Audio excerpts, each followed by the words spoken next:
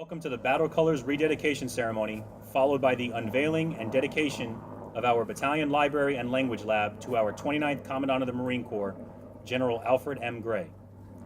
Please rise for the invocation given by Lieutenant Ben T. Mayhew, Chaplain Corps, United States Navy, and remain standing for the National Anthem.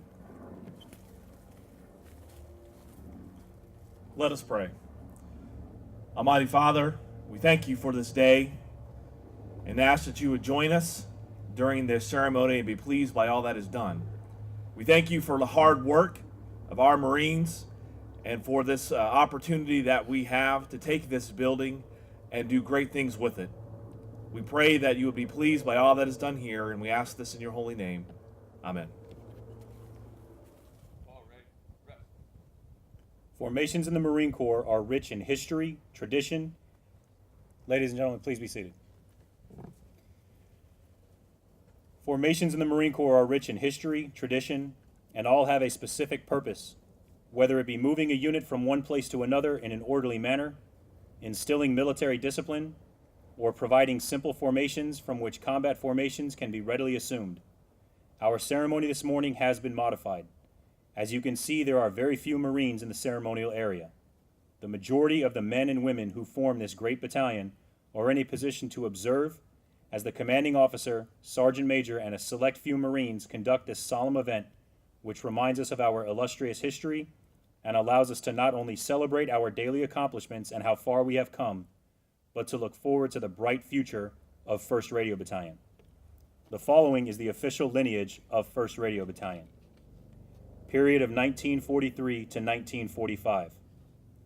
Activated 14 June 1943 at Linda Vista, Camp Elliott, San Diego, California, as 2nd Radio Intelligence Platoon, Signal Company, Amphibious Corps, Pacific Fleet. Reassigned 7 September 1943 to Marine Barracks, Camp Elliott. Reassigned 15 October 1943 to 32nd Replacement Battalion, Fleet Marine Force. Reassigned 15 November 1943 to 1st Replacement Battalion, Fleet Marine Force. Relocated during December 1943 to Noumea, New Caledonia, and reassigned to the Corps Replacement Battalion, Transient Center, 1 Marine Amphibious Corps, Camp St. Louis. Participated in the following World War II campaigns: Solomon Islands and Peleliu. Relocated during January 1944 to Guadalcanal, British Solomon Islands, and reassigned to Headquarters Company, I Corps Signal Battalion, 1st Amphibious Corps. Reassigned 31 July 1944 to 1st Marine Division, Fleet Marine Force. Relocated during August 1944 to Peleliu Islands. Reassigned 2 September 1944 to Signal Company, Headquarters and Service Battalion, Fleet Marine Force. Redesignated 20 October 1944 as 2nd Separate Radio Intelligence Platoon. Relocated during November to December 1944 to Pearl Harbor, Territory of Hawaii. Attached during December 1944 to March 1945 to Pacific Fleet Radio Unit number 128. Deactivated 8 March 1945. Reactivated 24 May 1945 at Wahiawa, Territory of Hawaii, as 2nd Separate Radio Intelligence Platoon, Headquarters Company, 4th Signal Battalion, Fleet Marine Force, and attached to Pacific Fleet Radio Unit number 128. Deactivated 28 September 1945. Period of 1958 to 1992. Reactivated 15 September 1958 at Camp Smith, Territory of Hawaii, as 1st Radio Company and assigned to Fleet Marine Force Pacific. Relocated June of 1959 to Marine Corps Air Station, Kaneohe Bay. Redesignated 8 September 1959 as the Composite Radio Company. Redesignated 17 September 1963 as 1st Radio Company. Redesignated 14 July 1964 as 1st Radio Battalion. Deployed during February 1967 to Da Nang, Republic of Vietnam. Participated in the war in Vietnam from February of 1967 to April of 1961, operating from Da Nang to Dong Ha. Redeployed during April 1971 to Marine Corps Air Station, Kaneohe Bay, Hawaii. Reassigned during May 1971 to 1st Marine Brigade, Fleet Marine Force. Elements participated in the Southeast Asia evacuations in April of 1975. Elements also participated in the recovery of the SS Mayaguez in May of 1975. Reassigned during April 1988 to Fleet Marine Force Pacific. Participated in Operations Desert Shield and Desert Storm, Southwest Asia, August 1990 to February 1991. 1993 to 2013, participated in Operation Restore Hope in Somalia in 1993. Elements participated in support of Operation United Shield in Somalia in 1995. Elements participated in Operation Southern Watch, Iraq in 1999. Elements participated in Operation Enduring Freedom, Afghanistan, from October to December of 2001, January to December of 2002, February to September of 2008, February of 2010 to February of 2011, and December 2011 to 2012.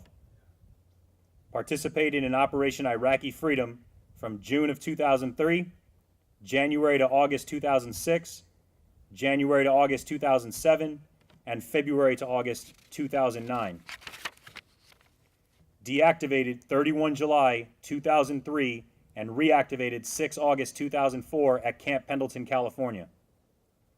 Participated in Operation Enduring Freedom, Afghanistan from February of 2010 to February 2011 and December 2011 into 2012. Since then, elements of 1st Radio Battalion have participated in Operation Inherent Resolve and have deployed across the globe supporting combatant commanders in every clime and place.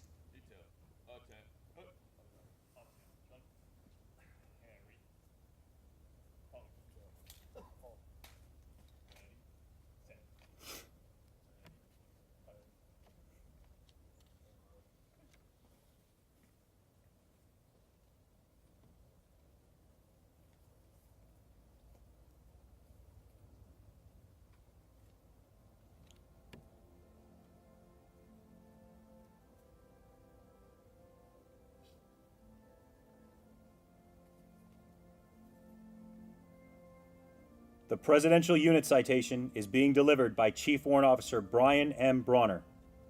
Chief Warrant Officer Bronner was a member of 1st Radio Battalion from 2002 to 2003 until the battalion was redesignated and moved to California. He deployed on the 31st Marine Expeditionary Unit in 2002. He is assigned to H&S Company and currently resides in Oceanside, California. His current tour here began in July of 2016.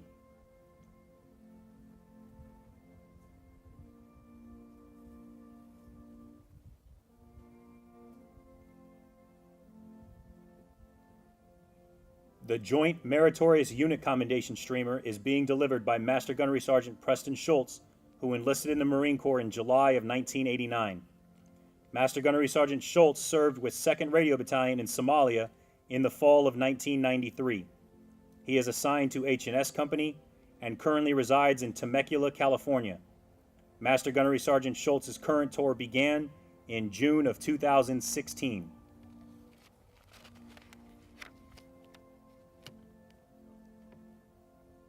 The Navy Unit Commendation Streamer with 1 silver and 3 bronze stars is being delivered by Corporal Trey A. Tatum. Corporal Tatum's grandfather served as a Marine in Vietnam. His father also served during Operations Desert Shield and Desert Storm in 1991 and in Operation Enduring Freedom and Operation Iraqi Freedom in 2004 to 2005 and 2006 to 2007. He is currently assigned to Company B and resides in Oceanside, California.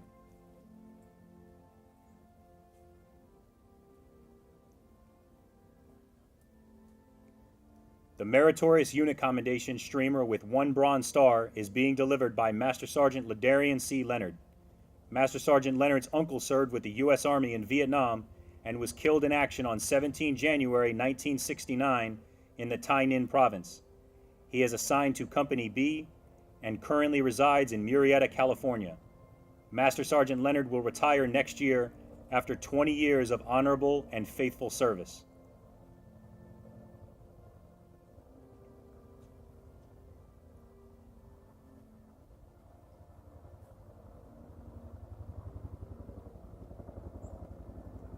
The American Campaign Streamer is being delivered by Lance Corporal Jasper J. Pettit.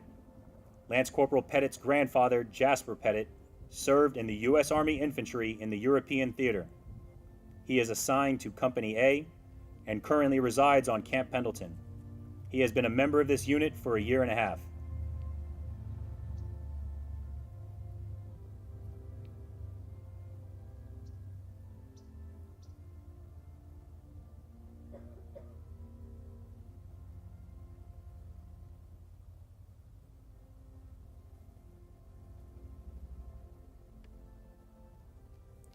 The Asiatic Pacific Campaign Streamer with 2 Bronze Stars is being delivered by Corporal Bradford D. Bean.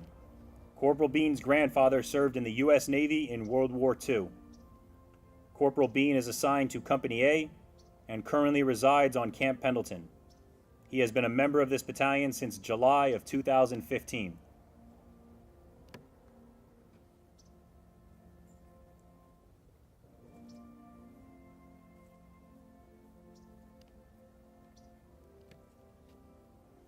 The World War II Victory Streamer is being delivered by Lance Corporal Zachary J. Holland. Lance Corporal Holland's great-grandfather, Robert Holland, served in the U.S. Army during the Battle of the Bulge in the Ardennes. It is estimated more than 19,200 Americans were killed in that long, hard-fought battle. He is assigned to Company B and currently resides on Camp Pendleton.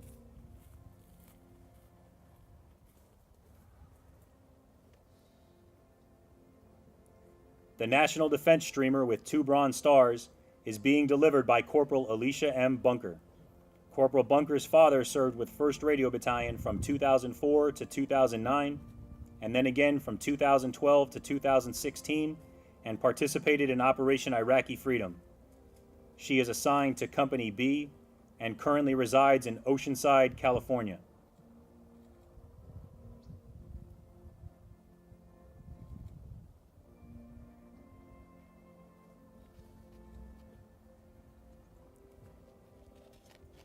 The Armed Forces Expeditionary Streamer is being delivered by PFC Valdez on behalf of Corporal Allison Cedeno.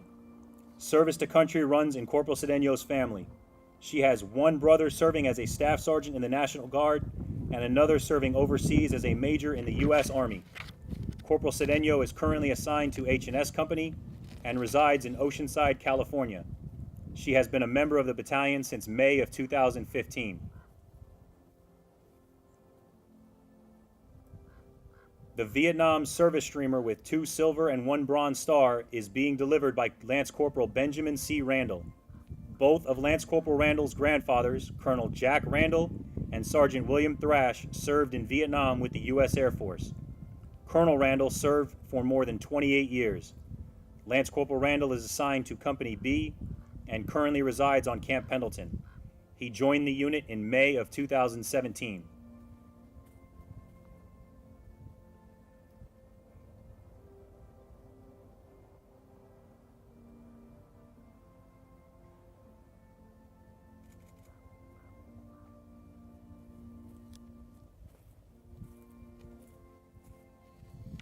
The Southwest Asia Service Streamer with 2 Bronze Stars is being delivered by Corporal Ash L. Rodriguez.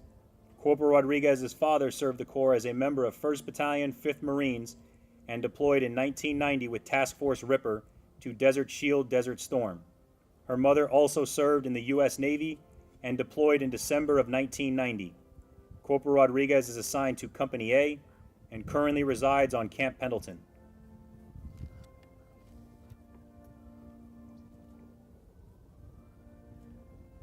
The Afghanistan Campaign Streamer with 1 Bronze Star is being delivered by Sergeant James D. Dowdell for his service in Afghanistan from July through December 2014.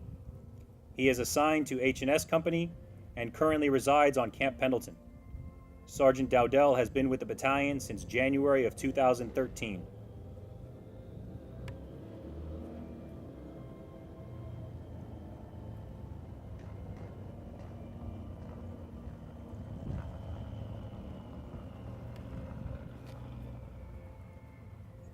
The Iraq campaign streamer with 3 Bronze Stars is being delivered by Gunnery Sergeant Markendi A. Lewis. Gunnery Sergeant Lewis served in Iraq from February to September of 2006. He is assigned to H&S Company and currently resides in Oceanside, California. Gunnery Sergeant Lewis recently joined the battalion in August of 2017, and this is his first tour on the West Coast.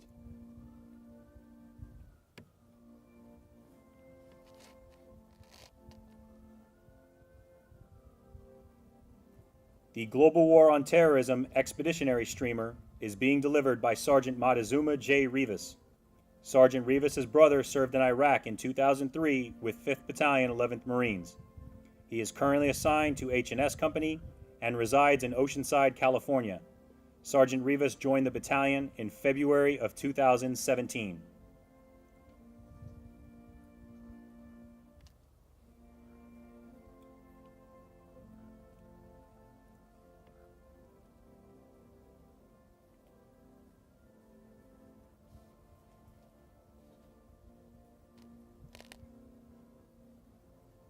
The Global War on Terrorism streamer is being delivered by First Sergeant Jesse P. Mizell. First Sergeant Mizell currently serves as the H&S Company First Sergeant. He resides in Carlsbad, California, and has also been approved for retirement and subsequent transfer to the Fleet Marine Corps Reserve after more than 20 years of honorable and faithful service.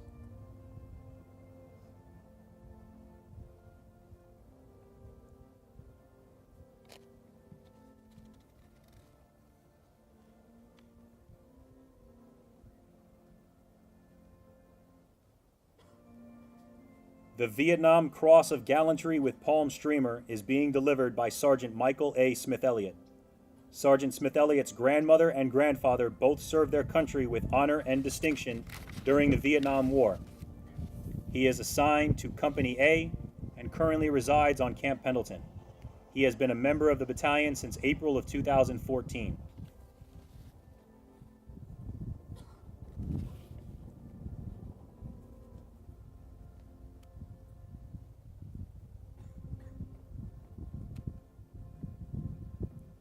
The Vietnam Meritorious Unit Citation for Civil Action streamer is being delivered by First Sergeant Frederick A. Fox. First Sergeant Fox's father served in Vietnam with the U.S. Marine Corps. First Sergeant Fox has served in every climb and place and has been approved for retirement in June of 2018 after 20 years of honorable and faithful service to Corps and country.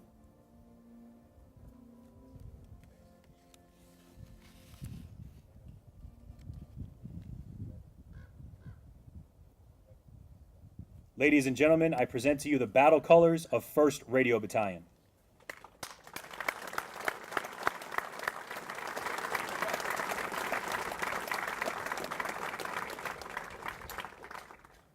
Ladies and gentlemen, the commanding officer of 1st Radio Battalion, Lieutenant Colonel Jeffrey S. Dinsmore.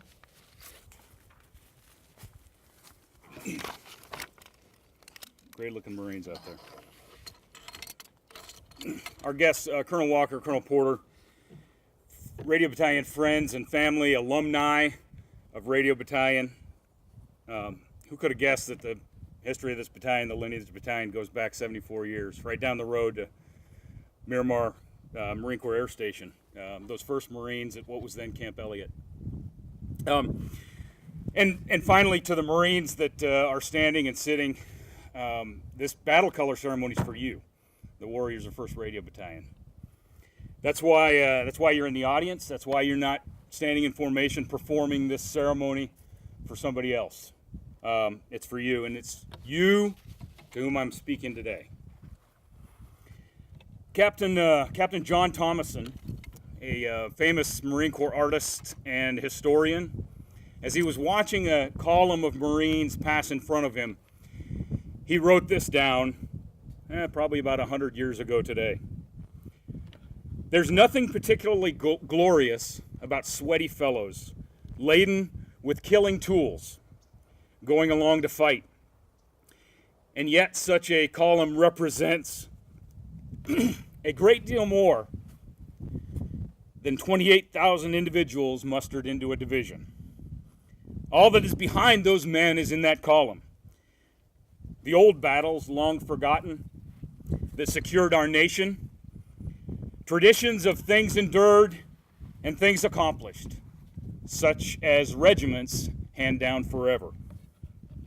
So today we're going to celebrate what's behind that column. In our daily lives, in our driving operational tempo that every one of you is participating in now, it's easy to lose sight of what our forebears accomplished and what that means to us today. So today we're going to talk for a minute about what's been behind that column for the last 74 years and what continues in that column today. So one day, not too long ago, I was walking down the hallway right there by the S1, taking care to avoid stepping on the carpet, Gunny Freeman. And I was reading our lineage that you heard read today. You see it up there on the wall. I thought about how many books have been written, how many movies have been made about Marines and our exploits, reinforcing the reputation of the Corps for the last 242 years, rightly so. But I struggled to think of one literary work that recognized our particular legacy. Then I thought about the old Shakespearean account of Henry V as they were preparing to march into battle with the French. He inspired them with the fact that they'd be able to tell their grandchildren of their exploits. And men would regret that they weren't here with us today because they will not be able to tell those stories. I also, along that vein, thought of the fact that you really don't get that luxury. The Corps made famous, like I said, in books and movies, and rightly so. But as far as intelligence professionals, some agencies have stars on their wall to recognize their past heroes. And frankly, there are a lot of folks in our business who aren't shy about talking about what they've done. We've got sailors in SEAL Team 6 talking about how they shot bin Laden in books. Got intelligence types that are technical advisors on blockbuster Hollywood movies. But with the occasional exception of a contractor who betrays our trust, SIGINT Marines are especially careful with the trust of the nation. They don't violate that trust. They don't betray it. They take care of classified information, and they take care of the secrets of your craft. So about that time, as I'm standing in the hallway and all of this is going through my head, I'm also thinking about all that you have done that goes unheralded. And I was inspired by the words of a 100-year-old poem written by a man named G.K. Chesterton. He told the tale of the unknown warrior. Of course, I thought of you, my brothers and sisters of 1st Radio Battalion.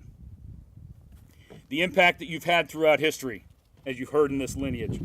So, with this in mind, I give you 1st Radio Battalion, the tale of you, the unsung warrior. You, whom the nation may have never saluted, but who refuse not to illuminate the targets of our devastation. Fame without name, and glory without gossip, whom no biographer befouls with revelation.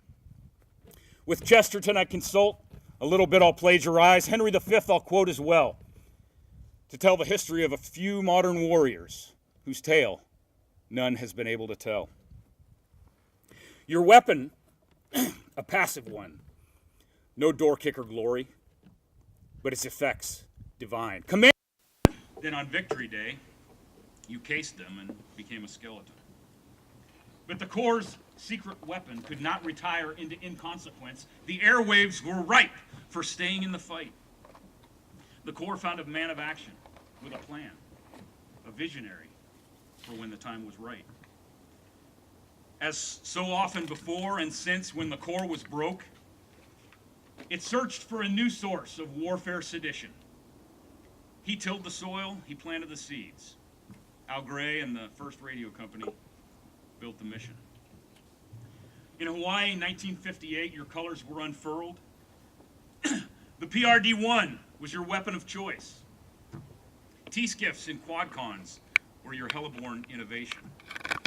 The tactical crypto mission was the Corps' focus, your voice. Who knew way back then the NSA would come calling? No other service would respond in kind. The Corps would volunteer, as it so often does, to provide battlefield signals intelligence. The nation would not be left blind. But would you sit, as cryptologists had, in basement cubicles, listening from afar? Or should you be forward at the tip of the spear? Vietnam was a new fight. No magic, enigma, or strategic solutions. Tactical intelligence was required, provided by warriors with no fear. Exemplary Marines first, in teams and platoons. First Radio Battalion with the MAGTF you were designed to fight. You were the first on the ground, 1964 Vietnam. Those that followed would be saved by your light. 7 young Marines, warrior linguists, alone on a hill. Tiger Tooth Mountain, among others, fighting, watching, listening, still. Camp Carroll was the next big fight, everyone said, but 1st Radio Battalion had been listening for years.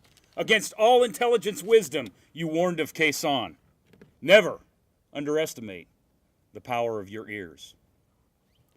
So many men saved in that 77-day siege, but unsung you remained. In the official histories, you were but a footnote. For many years after that war, through a Cold War, through a restless peace, you listened still. You kept the radio mission afloat. Suddenly, the unthinkable, an attack on our shores, 19 crazed hijackers who bore us deadly will.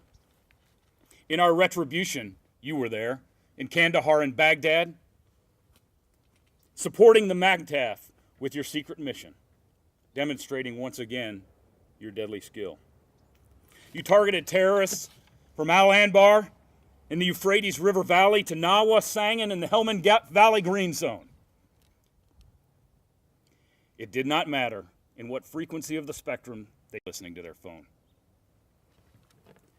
Hamid, Khalid Zabala, Abu Saif, and all of the dead names in the pantheon of your target lists were gone due to you, running, gunning with the MAGTFs of the Corps.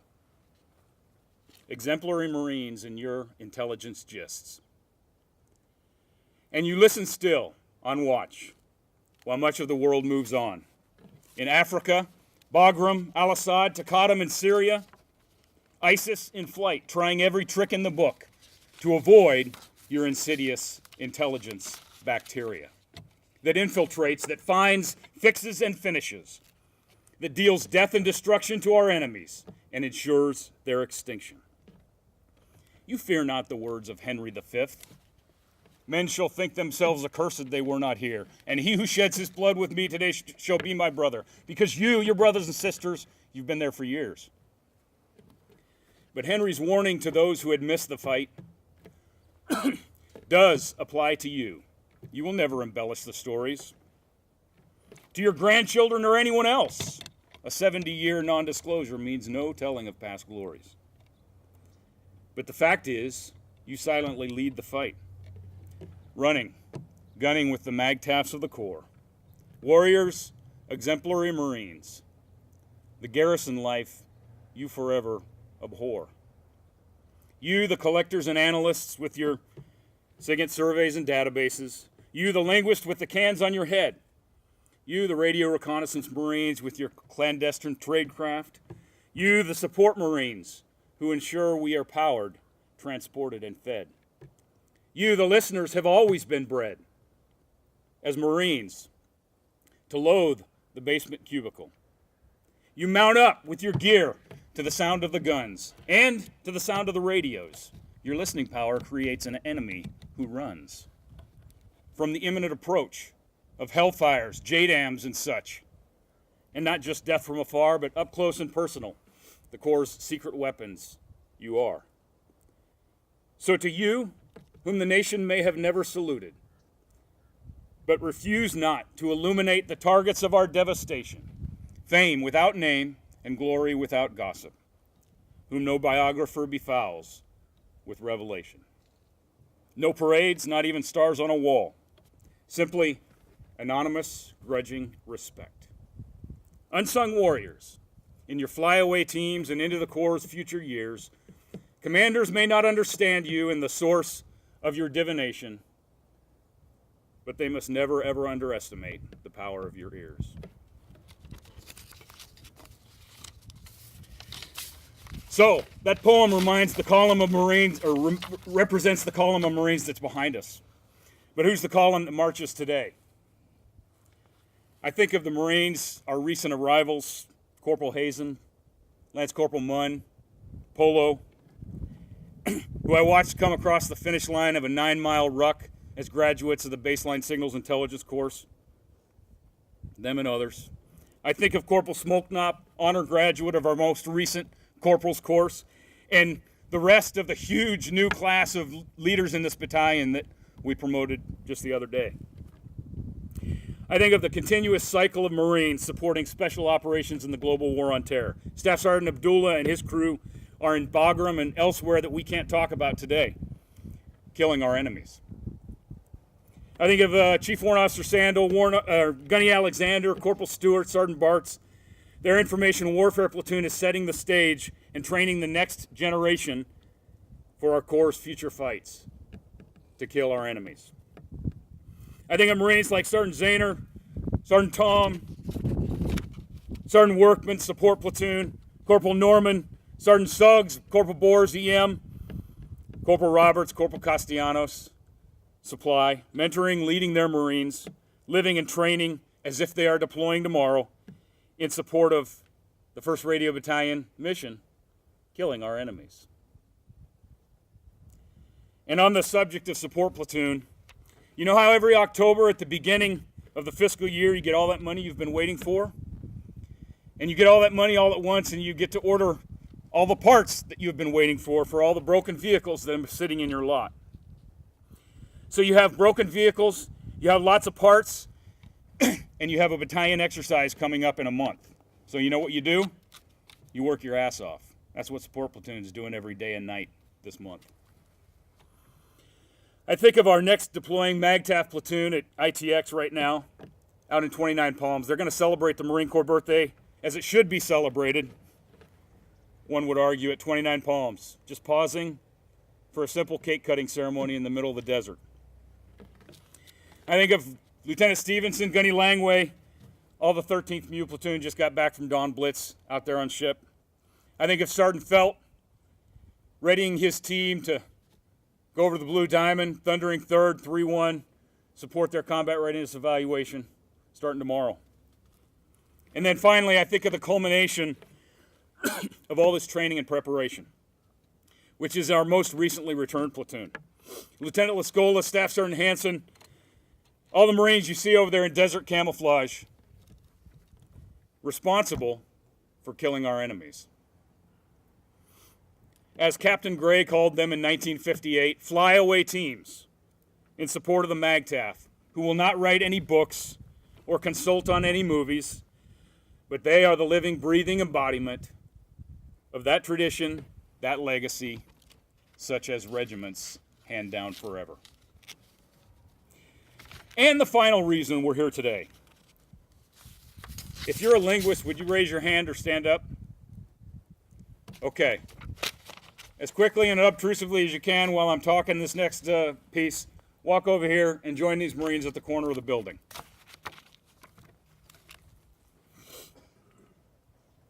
I'll just wait till they get over there. In the SIGINT community, we have our own grunts.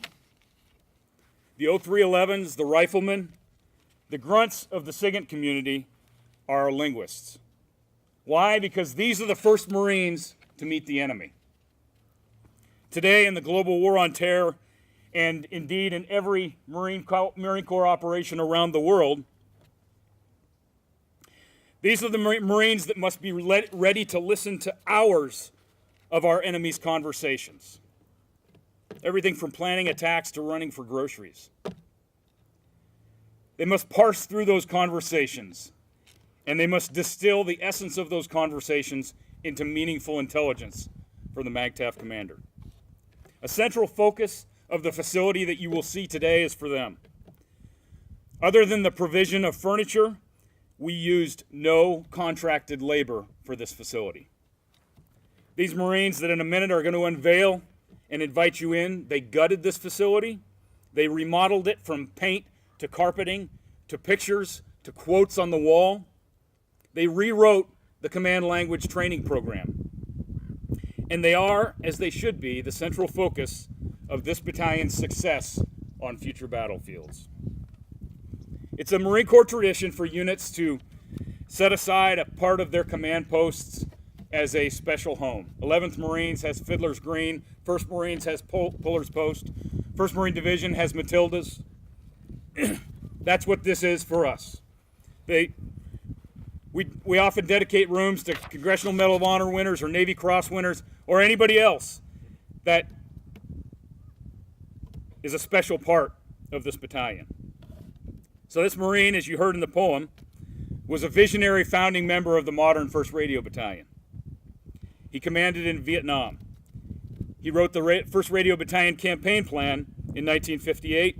He led the small team of linguists that I spoke of on Tiger Tooth Mountain in 1964. He stood firm on 1st Radio Battalion's intelligence assessment that prevented Khe Sanh from falling to the enemy. He was a signals intelligence Marine. He was also 29th Commandant of the Marine Corps, and he was a warrior. And I want to pause just for a second and especially thank Combat Camera because this warrior that I speak of so wanted to be here with us today. He wanted to be here with us next week to participate in this season's celebrations with us. He spoke of how special 1st Radio Battalion was to him, but he simply could not join us. Thanks to Combat Camera's over-the-top support today, he'll be able to watch this ceremony in its entirety. So General Gray, sir, we know your passion was for linguists, yes. But more than that, your passion was and remains for developing Marines. As simple as that. You saw us, the Marines of 1st Radio Battalion, as warriors, to train hard and as exemplary Marines to deploy with the MAGTF. This facility is dedicated to you. In it, we will provide an effective learning environment for our linguists. We'll provide a place where we can learn from history, where we can learn from each other, and where we can celebrate our continuing accomplishments. So Warriors of 1st Radio Battalion, the General Alfred M. Gray Jr. Battalion Library and Language Lab.